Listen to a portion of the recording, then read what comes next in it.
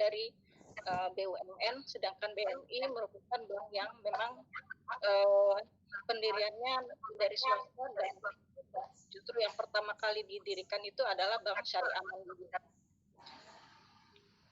Jadi dasar kenapa sekarang ini banyak bank syariah diawali dengan pendirian Bank Muamalat Indonesia pada tahun 1991, di mana merupakan sebuah konsensus dari keinginan MUI untuk bisa mengcover adanya bank syariah yang dimana operasionalnya di situ dilakukan secara syariah, artinya dia tidak melaksanakan secara konvensional dan melakukan konsep anti riba atau bagi hasil. Sedangkan Bank Syariah, Bank Rakyat Indonesia, Bank Rakyat Indonesia Syariah didirikan pada tahun 2007, yang dimana pendiriannya didasarkan karena kebutuhan dari konsumen yang kemudian diantisipasi oleh bank syariah atau konvensional. Jadi BUMN, BRI dan BSM merupakan perpanjangan dari bank konvensional sebenarnya, karena jadi ada dua bank BUMN mempunyai dua operasional, yaitu konvensional dan yang syariah. Konvensional mengcover kebutuhan konsumen yang masih menginginkan adanya bunga sebagai operasional perbankannya, sedangkan BRI Syariah dan BSM upaya yang dilakukan oleh BUMN untuk mengcover konsumen yang memang masih sekarang ini mempunyai kepedulian terhadap perbankan syariah atau operasional yang tidak berbasis kepada riba. Lanjut.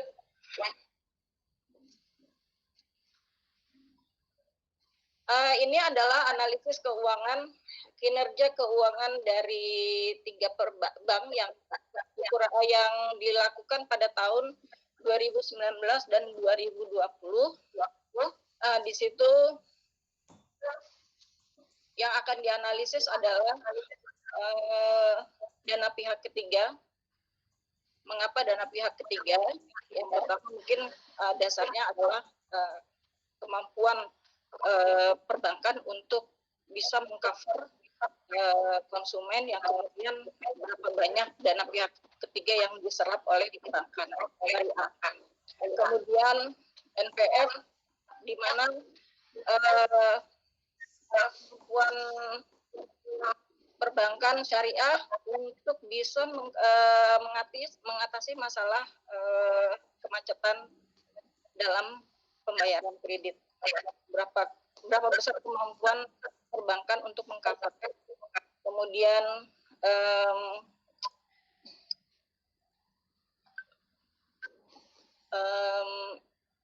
di situ ada laba, kemudian juga ada 4 komponen yang dianalisis yang merupakan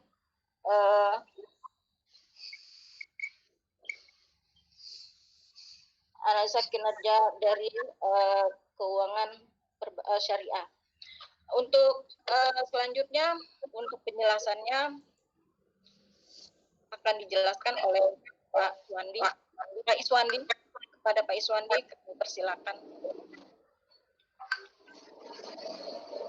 Oke, baik. Assalamualaikum Pak Aris dan Pak sekalian. Waalaikumsalam. Jadi pada dari 3 bank ini, kami analisa bagaimana pertumbuhan pembiayaannya, kemudian bagaimana mitigasi risiko pembiayaan, dan terutama dengan dalam kondisi pandemi saat ini, artinya kita lihat juga bagaimana Nah, kalau kita lihat dari pertumbuhan pembiayaan dari 3 bank BSM, Bank BRI Syariah dan BMI, kita lihat sebenarnya tren growth dari pembiayaan itu pertumbuhan yang terbesar ada di Bank Syariah Mandiri. Namun belakangan dengan adanya peningkatan masyarakat dan modal, maka juga pertumbuhan pembiayaan di Bank BRI Syariah juga semakin meningkat. Itu growth sampai dengan 73%. Nah, sebaliknya kalau kita lihat di BMI, ini juga justru pertumbuhannya negatif, pertumbuhannya negatif. Dan itu bisa dipahami karena kalau kita lihat dari sisi karena juga relatif ya ya di 12%. Artinya memang kesempatan untuk growth itu sangat terbatas ya, karena terbatasnya modal yang tergambar dari KAR yang 12,4% kan. Nah, kemudian ada hal yang menarik yang kami amati di sini. Meskipun dalam kondisi pandemi COVID-19, namun pembiayaan yang diberikan oleh Bank BSM dan BRIS itu tumbuh, gitu kan, tumbuh. Dan kemudian memitigasi risiko, kami melihat bahwa BSM itu lebih prudent, lebih hati-hati dengan membentuk KPN yang lebih besar. Jadi kalau kita bandingkan antara BSM dengan BRIS, CKPN yang dibentuk oleh BSM itu berarti lebih besar dari BRI Syariah. Artinya BSM memiliki kapital yang cukup yang bisa digunakan untuk mengabsorb potensi risiko kredit, ya kan.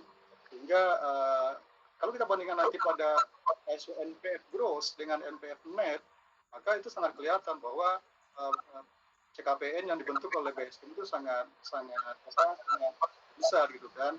Dan itu bagus untuk mengabsorb potensi risiko dari kredit. Nah, kemudian kalau kita lihat dari sisi modal, jadi kita singgung pembiayaan dan modal. Dari sisi KAR, dari sisi KAR BSM itu yang terbesar dari 3 bank tersebut itu 19,38%. Kemudian BRI Syariah dan BMI. Nah, dengan KAR tersebut itu BSM dan BRI Syariah memiliki kesempatan untuk melakukan ekspansi dan pembiayaan yang lebih besar.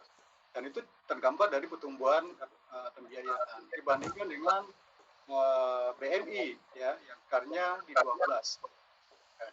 Sehingga juga pertumbuhan pembiayaan di Bank Malang itu trennya negatif. Nah, kemudian dari sisi rentabilitas, kita lihat BMI lebih bagus ya. Artinya kita lihat dari rasio ROE, NIM, dan NOM. Ini relatif BSM lebih besar kan, kemudian diikuti oleh BRI Syariah. Dan ada hal yang menarik di sini kalau kita perhatiin, NOM yang dihasilkan oleh Bank BRI Syariah itu negatif di 0,1% ya, negatif. Jadi mungkin ini mungkin kesopan atau mungkin juga efisiensi dari Bank BRI Syariah mungkin masih belum baik. Dan itu tergambar dari BOPO. Kalau kita lihat nanti di rasio BOPO, BRI Syariah itu relatif lebih tinggi dari bank-bank lain. Jadi mungkin itu yang menyebabkan NOM dari BRI Syariah ini menjadi negatif. Nah, kalau tadi kita lihat di BOPO BRI relatif lebih tinggi ya, itu bahkan lebih tinggi. Nah, BSM lebih efisien ya, dengan BOPO 81%, dan ini di bawah rata-rata industri bank syariah. Jadi kalau rata-rata industri bank per tahun 2020 rasio BOPO adalah 80%, dan normal ini BSM efisien. Nah, sedangkan BRI Syariah di atas rata-rata industri. Demikian juga BNI malah lebih ini lagi, itu ya 98%, 96%. Jadi kami melihat dari sisi efisiensi BNI atau Bank Muamalat ini belum efisien ya. Yang tergambar dari BOPO yang mencapai 98%, 99%. Nah kemudian bank tentu bisa memberikan pembiayaan ditopang oleh modal dan juga oleh dana. Kalau kita lihat tumbuhan BSM juga bagus, namun di BRI Syariah presentasi growth dari DPK itu lebih tinggi, ya. Sehingga dengan lebih tinggi untuk DPK dari Bank BRI Syariah itu bisa mensupport pembiayaan. Sehingga tidak heran kalau kita lihat pada sisi pembiayaan BRI Syariah itu lebih tinggi, ya. Dari sisi growth itu dari modal yang kemudian BNI justru mungkin kita melihat bahwa BSM dan BNI ini adalah BUMN. Mungkin nasabah lebih percaya, apalagi dengan kondisi COVID saat ini, nasabah mungkin pengen secure dananya dan nanti menempatkan dananya di bank-bank BUMN, di anak-anak BUMN seperti BSM dan BRI Syariah. Dan apa yang terjadi dengan BNI? Bank justru dana PKI turun, ya. Jadi kalau kita lihat dari Q1 2019 dibandingkan dengan Q3 2020 itu DPK-nya turun 15,2%. Ya, kita lihat mungkin penurunan DPK ini karena ekonomi nasabah. Ya kita tahu kondisi kinerja BNI yang memprihatinkan, modal, dan segala macamnya, sehingga mungkin ini dari sisi nasabah melihatnya sebagai risiko. Nah, sehingga nasabah mencari aman, menempatkan dananya di bank lain, di bank BSM, sehingga di BSM hanya naik, tapi sebaliknya di BNI DPK-nya turun, dananya turun. Dan mudah-mudahan dengan adanya investasi masuk ke bank muamalat, mereka mengembalikan kepercayaan nasabah, DPK bank muamalat naik gitu kan. Nah itu juga tergambar di dalam pada rasio FDR. Jadi bagaimana rasio DPK dengan pembiayaan itu tergambar di FDR. Ini kalau kita lihat FDR itu trennya turun. Bagus kan? Bagus artinya bank syariah ini bisa mengumpulkan dana pihak ketiga. Dan yang paling baik dari sisi lainnya adalah ya BSM dan BRI, di mana tren rasio FDR-nya itu di atas rata-rata industri. Jadi kalau mungkin kemudian kita tentunya dari sisi kinerja terbaik dari bank ini menurut kami adalah BSM, karena trennya meningkat baik dari sisi pertumbuhan pembiayaan, kualitas aktiva produktif, permodalan, efisiensi, rentabilitas maupun jumlah dana pihak ketiga. Kemudian BRI juga tren yang baik dengan pertumbuhan pembiayaan, kualitas aktiva produktif yang bagus, meningkat, efisiensi, efisien, namun rentabilitas nomornya masih negatif. Nah, kalau dari BNI trennya menurun. Ya, kalau kita bandingin Q1 2019 dengan Q3 2020, trennya menurun. Jadi pembiayaannya turun, kualitas aktiva produktifnya turun, dana pihak ketiganya turun, ya seperti itu. Mungkin demikian. Terima kasih. Assalamualaikum warahmatullahi wabarakatuh. Waalaikumsalam. Demikian dari kelompok 6 mengenai kondisi keuangan bank syariah. Ya, dari situ bisa dilihat bahwa Bank Muamalat Indonesia sebagai pionir sebenarnya dari bank syariah yang berdiri di Indonesia, karena yang dimulai oleh Bank Muamalat Indonesia, trennya saat ini memang masih dalam kondisi yang cukup memprihatinkan karena dari pengumpulan dana pihak ketiganya trennya masih menurun, meskipun permodalannya stabil, tetapi sebenarnya untuk bisa bersaing ke bank syariah yang lainnya mungkin akan sangat berat. Tapi ini mungkin bisa menjadi pemikiran bagi manajemen, tindakan-tindakan bagaimana supaya kedepannya itu bank syariah mandiri seharusnya bisa lebih baik lagi. Dan ini sebenarnya di tanggung jawab kita semua sebagai umat muslim untuk bisa menguatkan bank syariah.